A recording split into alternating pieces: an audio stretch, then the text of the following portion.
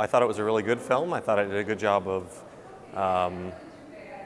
telling perspectives on both sides of understanding what's happening with increased militarization of police and the increased use of, for instance, SWAT teams and no-knock raids and that sort of thing, and how it leads to unnecessarily escalation of situations that become more violent than they might otherwise be. So it's very frustrating to see such severe force and such drastic measure taken, I think, in otherwise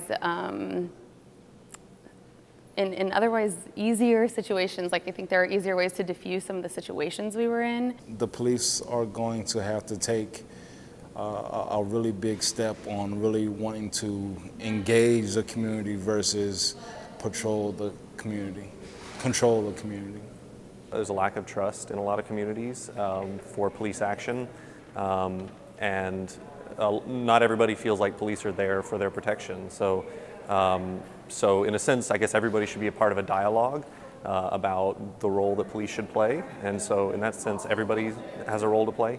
And one of the biggest things that I personally believe in is just ownership. We can sit around a table and point fingers at who's doing what wrong all day long. But the truth of the matter is, until I'm ready to stand up and own my own errors and my own mistakes and what I've done wrong and how I can affect that moving forward, then we don't really begin to see change. I mean, it's not a change that's gonna happen overnight, it's gonna happen incrementally.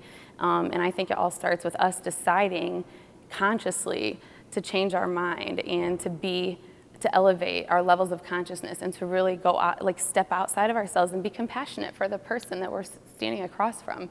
If we're not seeing things that's wrong and not speaking up, you know, that's shame on us. And at the same time, if police are coming in and